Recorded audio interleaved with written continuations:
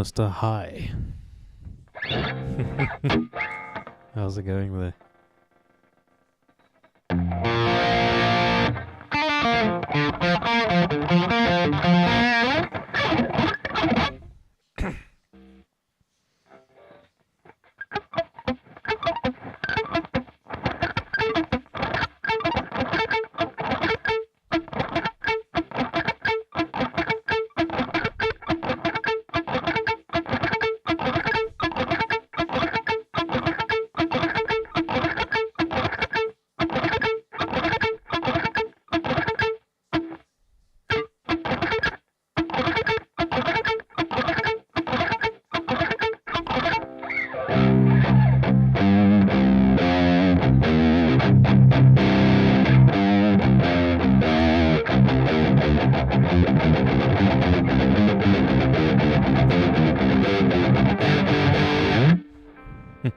Cool, man. Good luck with whatever that may be.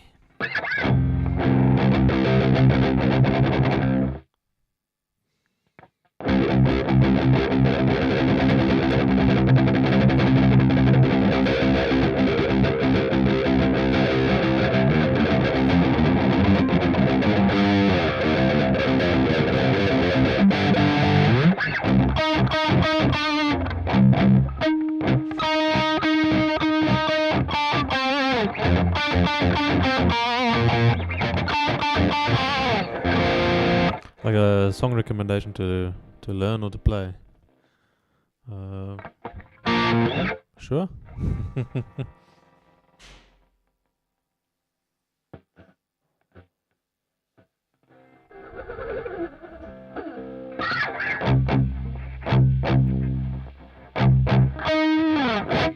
Heretics, yeah.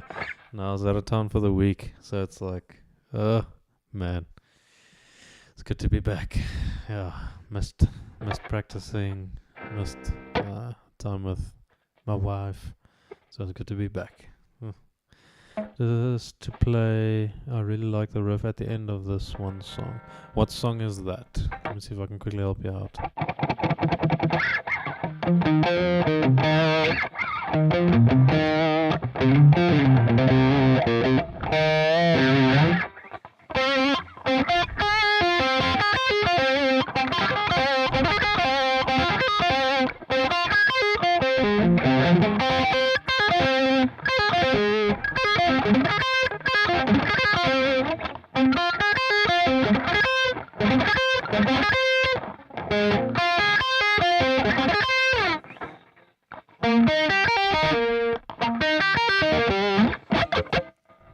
Oh yeah, pentatonics. Yeah. And they're very useful. The most common one, obviously, just the best one. That one, and then I also use like the mirror of it. So then.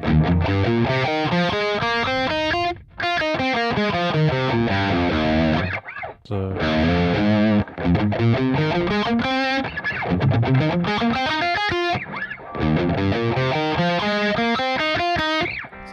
have 3 notes per string to work with.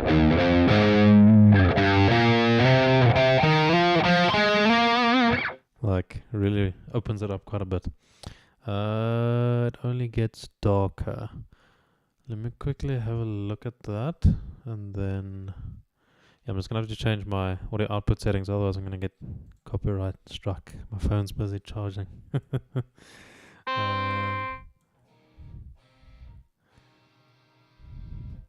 Okay, let me quickly have a look at that. So, currents, it only gets darker.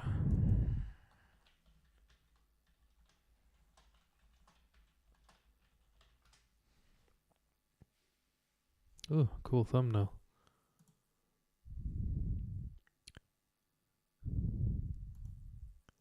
Oh, this is I think this is a 2011 Ibanez RGR. So RGR, and it's like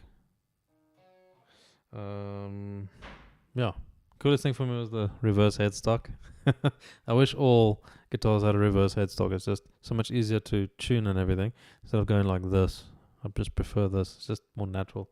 Also, just looks cooler. I don't know, preference thing. But yeah, it has the binding there, but it came with a gloss finish. But I sanded off the gloss because I didn't want it. I was actually busy sanding off the whole of it. Like if you have a look at the back here, like I took off the paint entirely on the side, just left it here just so I can see the difference and everything. But it was pretty much quite a experiment, just trying to see what I like. It's really difficult sanding off here because there's these grooves and everything. But yeah, but the rest, yeah, pretty much sanded off. Considering sanding off the top as well, just because I like a natural finish. Like, oh, it's so nice. How much did it cost when I bought it? Okay, so this one, when I bought it, it was 3,300 rand. So in dollars, that'll be, let's say, $200, I think. Yeah, like $180, $200. But this was in 2011, I believe. Yeah, I think it was 2011 that I got this one. So yeah, but it's a fantastic guitar. Like, it has a 5-way pickup selector. It's just this is the guitar that I learned the majority of my stuff on. This one and the red one that I have in the bag next to me. Like, that's my first guitar over there. This is my second one, my second guitar ever, and this thing is just monstrous. It's just amazing. Quickly have a look at currents. It only gets darker, and you say at 340. Oh damn, that's cool.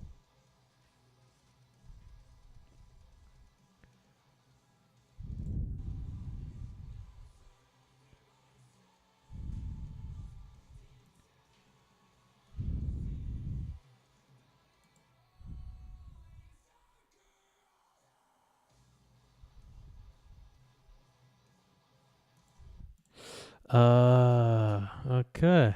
What's up, making food? How's it going in Ethiopia? Yeah. Yeah, like, I mean, prices and everything has gone up pretty much. Also, import and export costs have just risen insanely. Mr. High Sciences. Do you want to learn the tapping part in that last bit? Like that. Yeah, in the song itself. I checked by 340, but there's not like a distinct thing that. Do you want to learn the tapping bit that the main guitarist does, or do you want to do something else of that? An SG replica when I was a wee lad. Yeah. Oh man, I always wanted an SG just because Angus Young. It's because it was so badass, so cool. So I thought, yeah, if I get this guitar, I'm gonna be able to play Thunderstruck properly. Oh man. Yeah, the high notes in the riff. Okay, so that tapping thing, like in the music video, I see the dude sort of goes, like, does this sort of thing. As I Am by Dream Theater. Oh, amazing. By the way, Heretics, I listened to a lot of Opeth while I was on the road. And I think I have maybe a new favorite Opeth song. And it's Ghost of Perdition. That is so cool. Oh my word. That is a brilliant song. Ghost of Perdition. I listened to all the ones you asked me to. I can't remember what was the you know, was that one that you sent me a video of it as well. But yo, that was so good. But Ghost of Perdition just, oh man, monstrous. Oh, okay. Let me have a look at this tapping thing.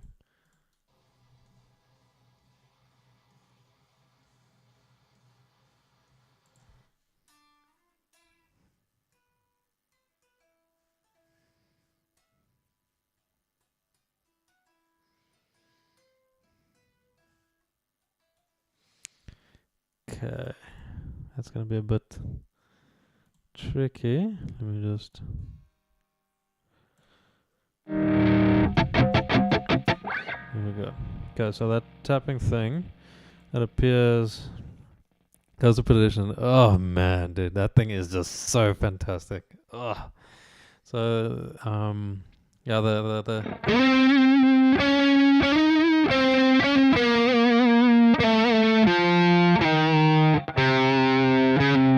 like that melody is just, oh man, that is one of the most beautiful things I've ever heard. But okay, so Mr. High. So the tapping thing. Let me just quickly see if I can find a way to play it. I just checked it out. It's on the B string, and what you're gonna do is you're gonna hold just I think it's this note. This guitar is tuned in C standard, so it's a bit lower, but you're just gonna hold there. And now what you're gonna have to also do is don't get my break. There. And one thing you're gonna have to do is muting, which is a very, very important thing. Luckily, this whole thing is played on just the B string, so you're gonna use. I normally tap with my middle finger, so you're gonna sort of hold your pick between these two parts. Like if I can put it like that, I sort of angle my pick like this, so that I can hold it, and then when I have to go back to picking, I can just go back to picking, and then back to that, and back to picking. So I sort of hold it like that, and then I'll use my middle finger. So in this specific song, what I would do is I'd take my middle finger and my ring finger of my right hand, and I'll sort of block off the G string with my middle finger, my thumb. Sorry, not my thumb, not my middle finger, my thumb. And then sort of the fleshy part of this, I'll use to block off the lower three strings, those three. And then with my ring finger, I'm going to block off the E strings. I'll sort of hook my ring finger over here, and then I'll hold the rest like this. And then I'll sort of move like this.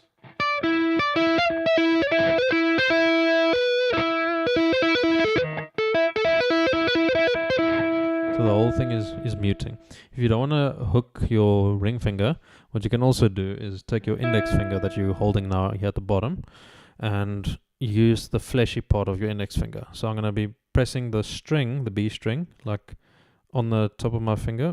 Let me just check. Like, not really there, more there. And then what I'm going to do is I'm going to use the bottom part of my index finger, this part, and I'm going to press against the E string, like that.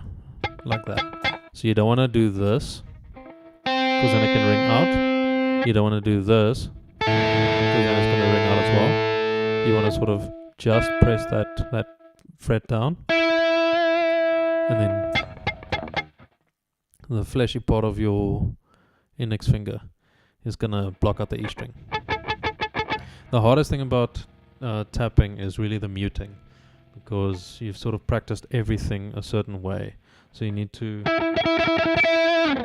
make sure that you mute effectively. Muting is like 90% of what you're going to be doing. Then with your middle finger, you're going to be tapping the stuff. So you're not gonna use your wrist necessarily. Like, you're not gonna be going like this. You're gonna be using from your knuckle here. You're gonna be going like that. You're not gonna go with your tip of your finger like this. You're gonna be using the whole knuckle point like that. So you're gonna hold there, and then, like, if you look at my right hand, I'm not going, and I'm also not going. I'm not making everything stiff and then just going like that. That's not gonna work. You're gonna actually bend this finger a little bit, and then you hit it quite hard, not too hard, otherwise it's gonna be like, you don't want that. You just want to go just like that. Think of it like you're actually taking a hammer, and you're about to hammer in a nail. You sort of, and then you just hold it there. Like, you don't flex all the way. You sort of take the weight of gravity, and then you sort of just let it fall, and then you hold it there. So it's like, and then important is the pull off. Now the pull off, you're gonna pull towards you like this. So you're gonna hammer on and then pull off like that. You can pull off upwards like that, or like that. So you can go like this, or anything in between. What you don't want to do is go outwards. You don't want to do that, because that's going to involve a rotation of the wrist in the wrong direction that you don't really want. You want to, if you do rotate your wrist, that is just inwards like this, because there's not as much effort as going a total forearm twist and wrist rotation. You just go just like that. Like that. So this sort of motion is going to be everything. In order to move to the various places, you're going to be leveraging your shoulder, and you're just going to be going like this. You're going to be doing like this when you change it to different places. Pulling inwards or pulling outwards. I always did outwards while tapping. Is it correct? Pulling inwards. Inwards is absolutely better. If you really pay attention to some of the best players, they'll all pull inwards. They won't pull outwards like that. You won't twist your wrist that way. The thing is, it seems like the natural way to do it, because like when you see certain players, like, again, they've perfected improper technique. But now if you pull outwards, the thing is you're going to be messing up your muting, and it's a lot more motion that you're going to be doing. Right here, the hand easily goes like this. It doesn't easily go that way.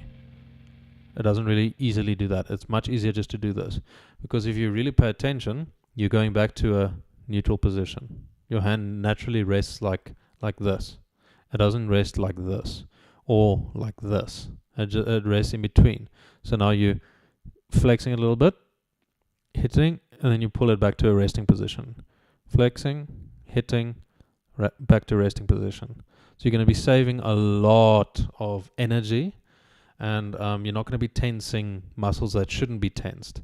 Like if I show you here, if I go like this, like, okay, you can't really see on my forearm now, my jersey's a bit high up, but if you go like that, you're going to do an entire forearm rotation, and then also a wrist turn as well. But this, if you pull inwards, like the most my forearm will move is like this, just like this. Very, very little compared to, like, it's a lot. It's a big difference. So definitely pull inwards. The biggest mistake you can make is taking your pick, putting it in your mouth, and then tapping with your index finger outwards.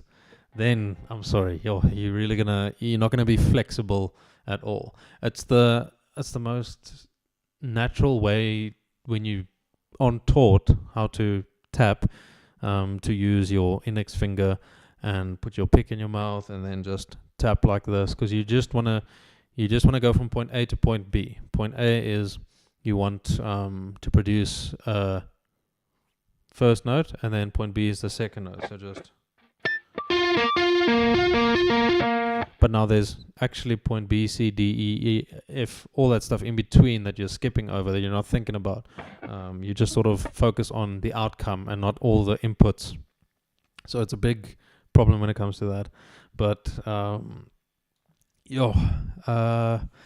Mr. High Sciences, I digress. Let me get back to your pot. I'm glad that helps, heretics. Yeah, just have a look at that. Use your middle finger and pull inwards, not outwards. It's going to make a big difference. Let me just sort this out again. I'm glad. But yeah, these sort of tapping things are so important. I never learned it properly. The very first thing that I learned with tapping was Heart's Percent of Fire by Bullet for My Valentine.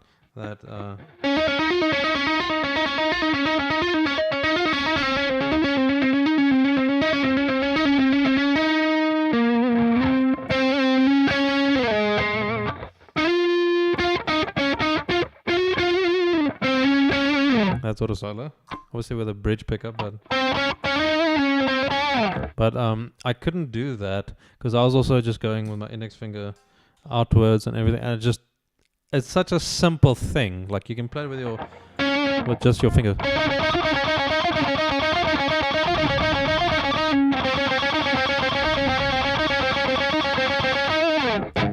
Just like that.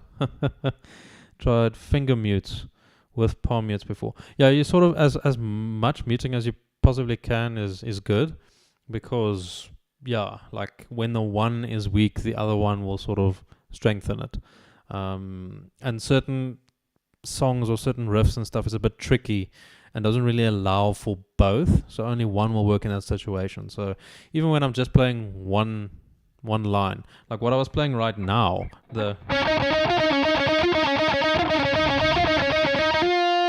if you take a look at my fingers, like I'm literally holding the E and A strings like this. So if I accidentally hit the other strings, it's not going to be a problem. Same thing with your index finger. Right now, what I'm doing here, I'm blocking off the B and E strings with this part of my finger, the lower part of my finger. I'm fretting the string over here. Let me just see if I can. So you see, I'm going to make a dent on my finger quickly. So like I'm fretting it there, and then with the top part, the fleshy part of the tip of my finger, just before the nail, I'm using that to press against the D string.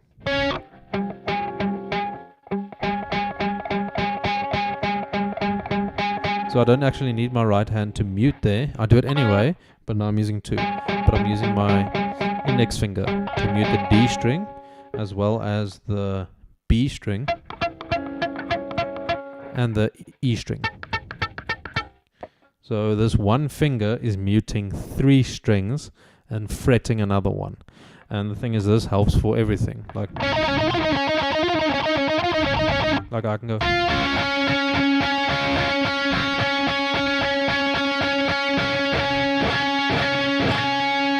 Just that thing ringing out. So it really does make a big difference. Oh man. Let me quickly have a look at this Currents It Only Gets Darker tapping thing.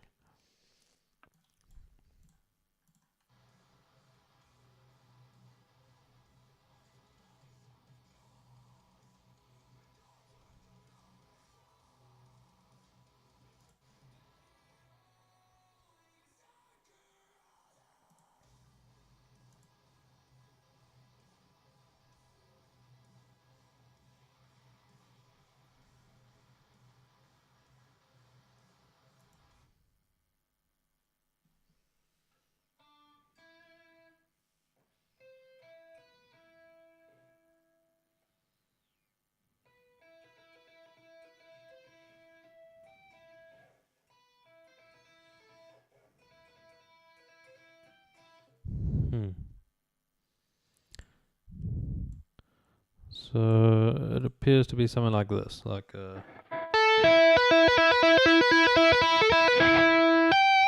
my tuning is a bit different. Like, I don't know if you're in standard E or something, but like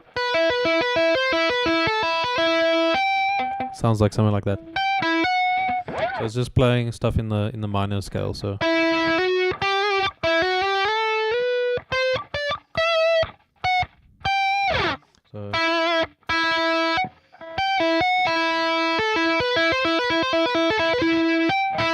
I'm just literally holding the one finger there, and then if I have to switch back to picking or stuff, I can just go.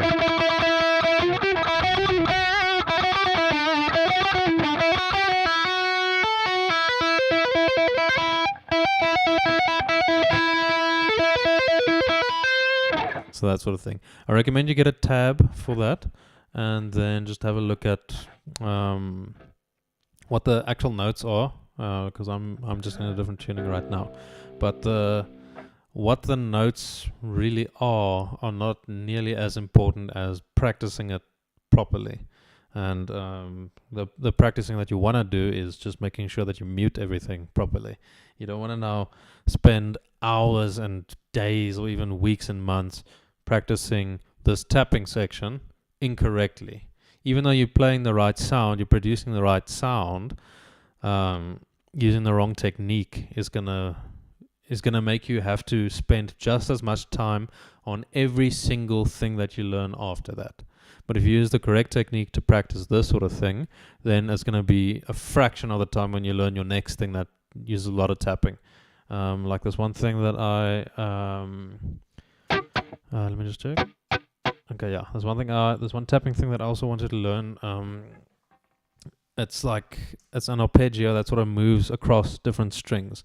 So it's like, let me just quickly check. It's from a solo that I wanted to play as soon as I heard it. But like,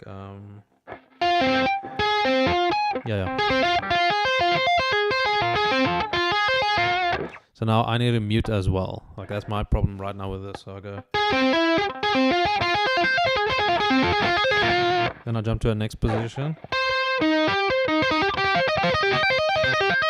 And then another position. Yeah. And then last one.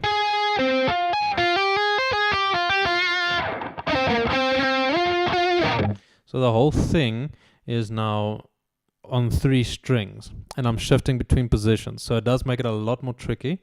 I could play this fluently, I think, earlier this year, but now, it's one of those things I have to practice repeatedly in order to get it right. But it's like, so the first thing is you start with a tap, and, pull off, hammer on, and then I hammer on again here, but on my left hand.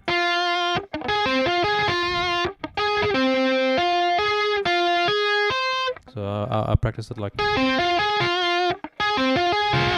I'm going from one string to the next. Audibly, it just sounds like this. But I'm going, because my next note is. So I make it 3 notes per string. So.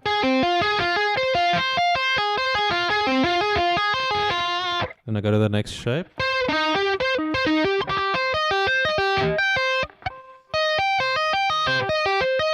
The next shape.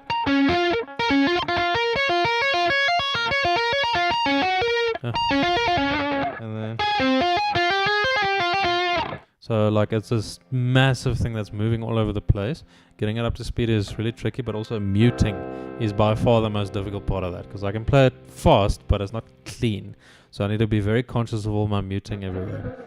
It reminds me of the hours and hours trying to learn a song's frets. Yeah. No, the thing is, when it comes to any sort of metal thing, you'll start noticing a lot of patterns. Like, I think the most common thing you'll see in metal is this. There'll be a lot of chugs. And a lot of variations of chugs and everything. And normally every metal song will be written in the key of whatever the lowest string is tuned to. So I'm currently in C standard, so the song will mostly be in the key of C minor, C minor. And now the thing is, so I know I just had to learn the strings minor scale, and then I can play so many songs just using that, because metal really likes the minor scale, and you want to have that sort of Swedish pedal point thing going along in the background. So I think the very first song that I learned the minor scale on was Remnants by Disturbed, and it pretty much opened the minor scale for me on the whole fretboard, because I learned the solo and then just where places and everything.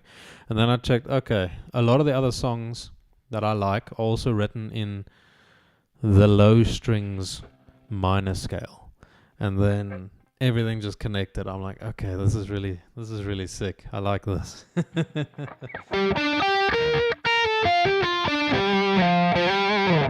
Then everything just came together, so it made everything so much simpler. So thankful for Dan Donegan.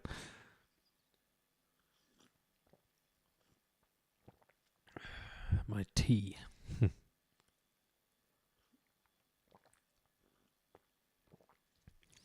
But like there's so many exercises that you can do, but what the exercises are is almost irrelevant. The main thing is understanding what you're doing and how you're doing it and what you should pay attention to.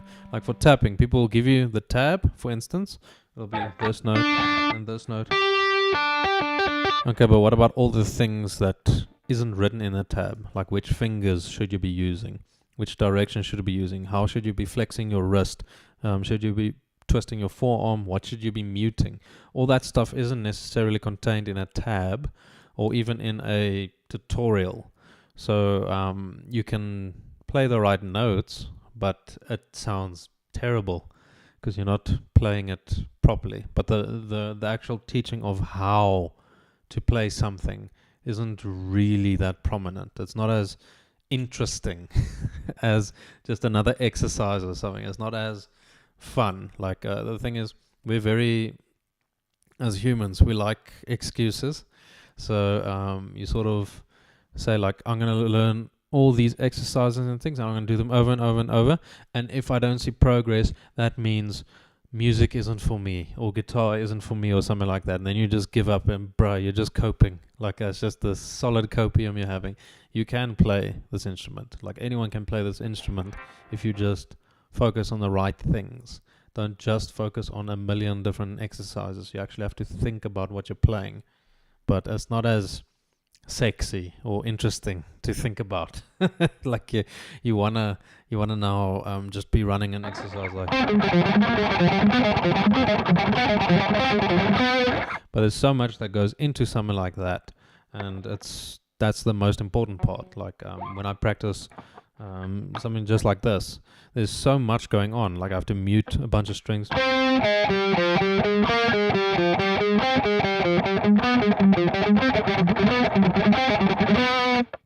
It's also a pick slanting direction change. I have to use a DBX motion in order to play this. That one. Because then I have to go back upstroke.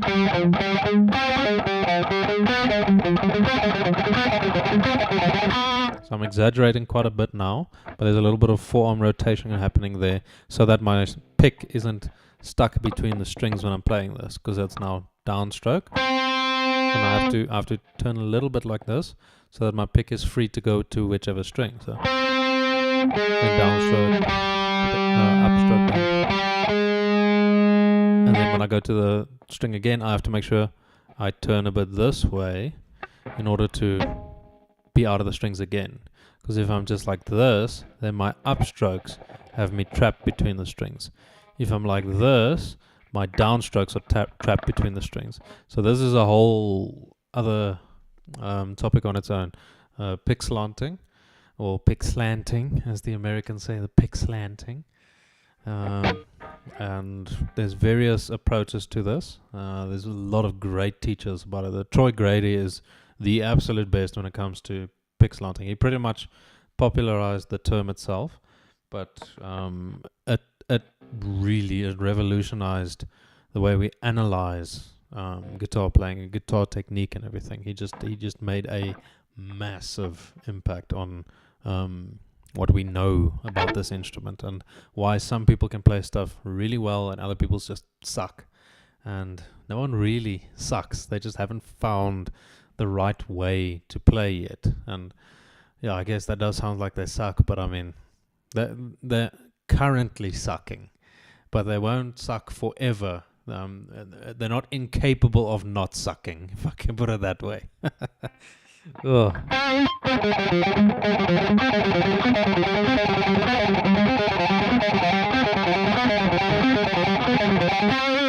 And Paul Gilbert thing as well.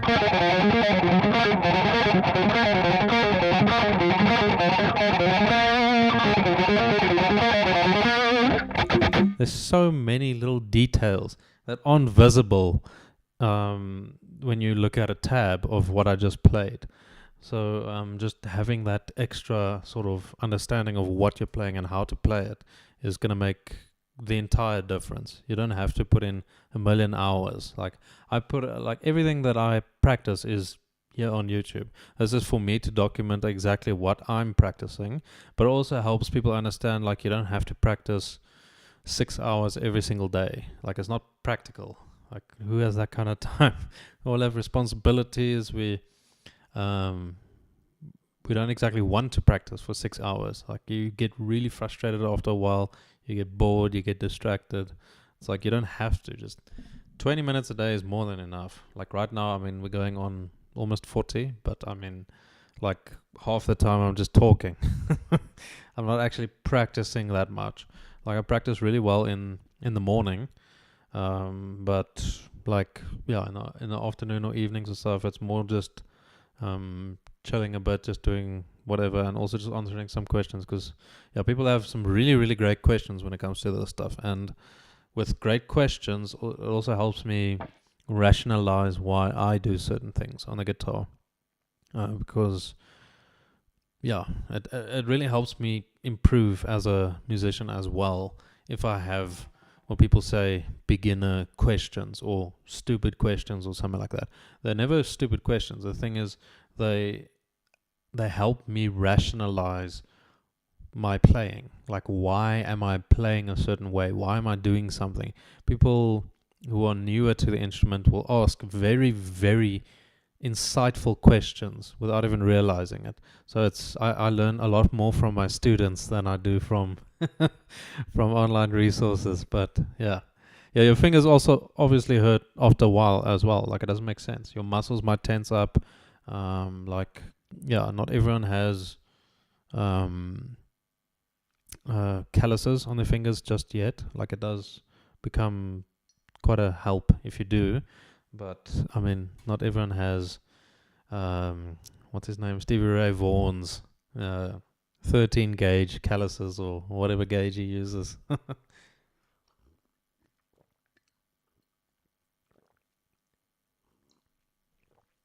But tapping is really cool.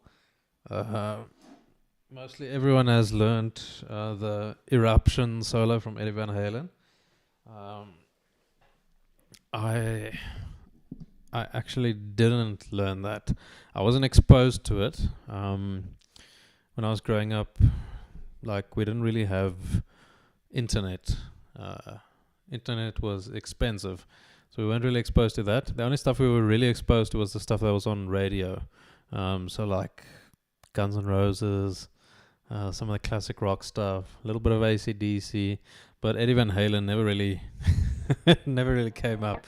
So yeah, I think we had a capped internet usage of like, I think 500 megabytes in our entire family at that time when we just got internet, and I think that was like 2007 or 8, something like that. So yeah, no, it really wasn't accessible.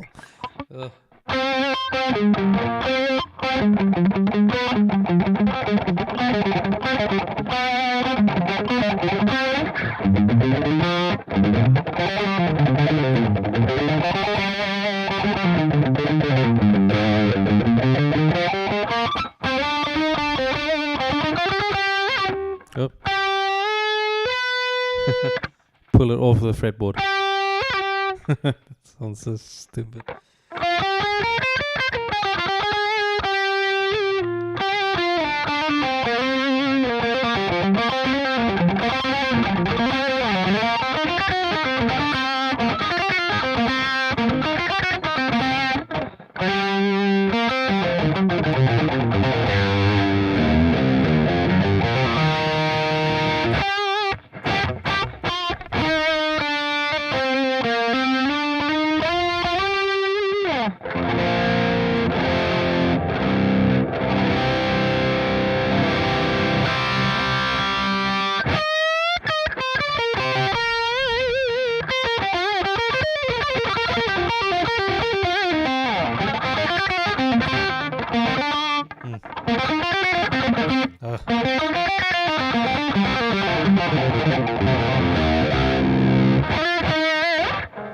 Last lick.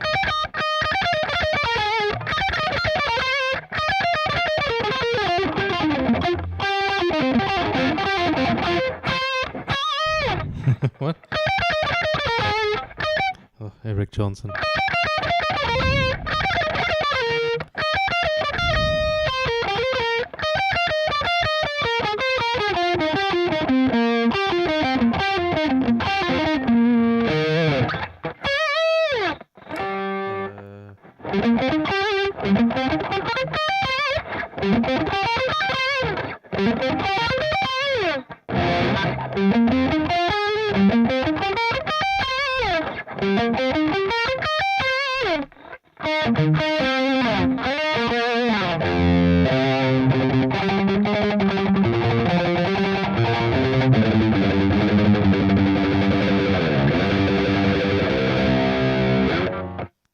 How's the song go?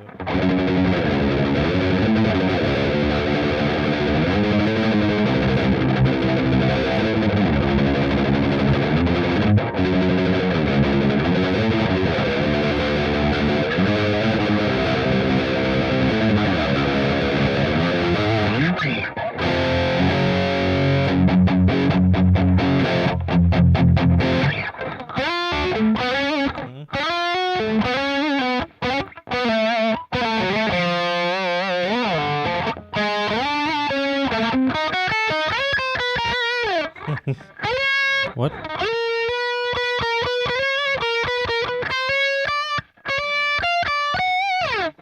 Yeah, can't remember that solo at all. Black Dahlia Murder. So cool.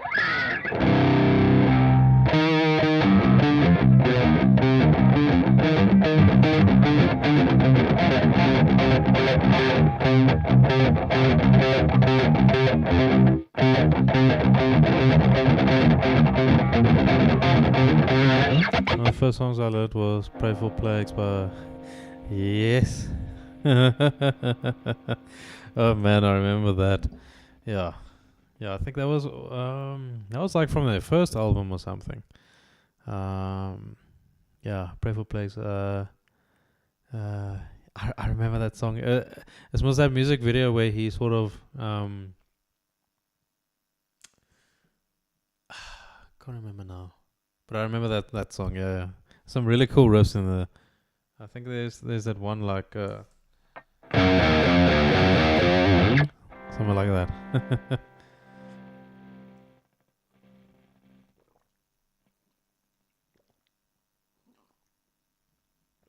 Yeah, it was just simple, just chugs. Oh man.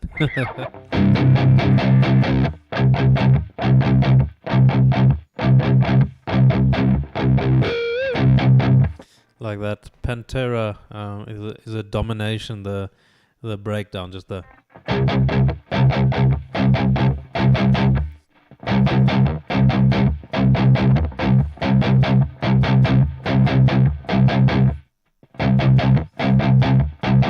oh man, yeah, this makes you want to punch a hole in drywall. Yeah, such a sick breakdown. Oh man.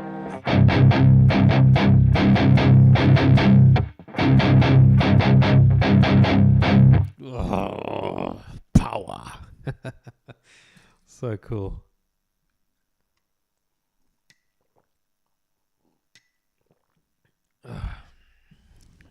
Yep.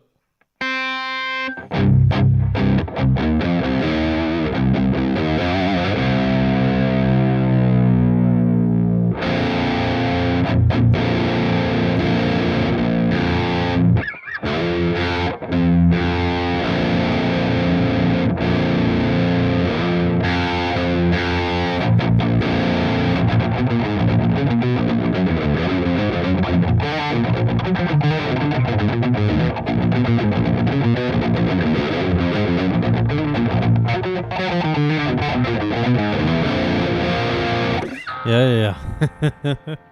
I'll just do like this.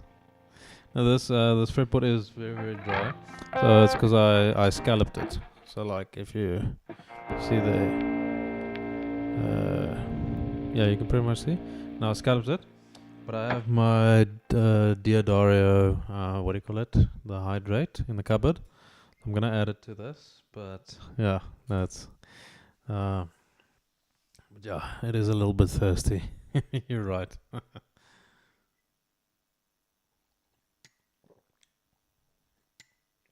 No, you're absolutely right. Really good eye. Now this is a rosewood fretboard, but yeah, no, it is a little bit dry, but yeah, it's not like it's not cracking or anything, at least yet.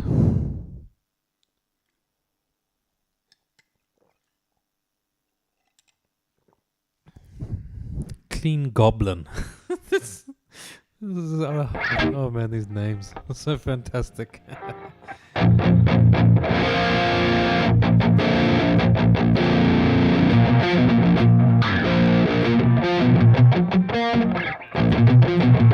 What?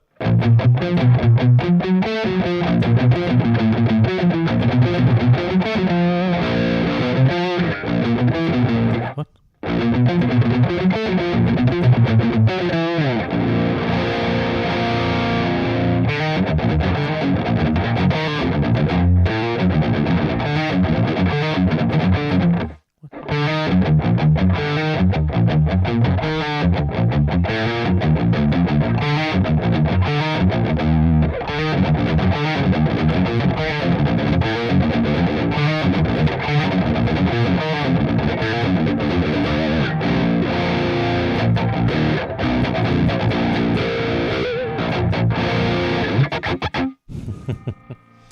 Oh man.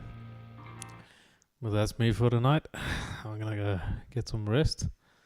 And yeah, thanks for joining in. And Mr. High Sciences, I hope that tapping sort of tips will help you out. I believe they will. Same with you, heretics. Really hope it just helps just understand to pull inwards and not twist outwards. But yeah, that's it from me. Cheers, everyone.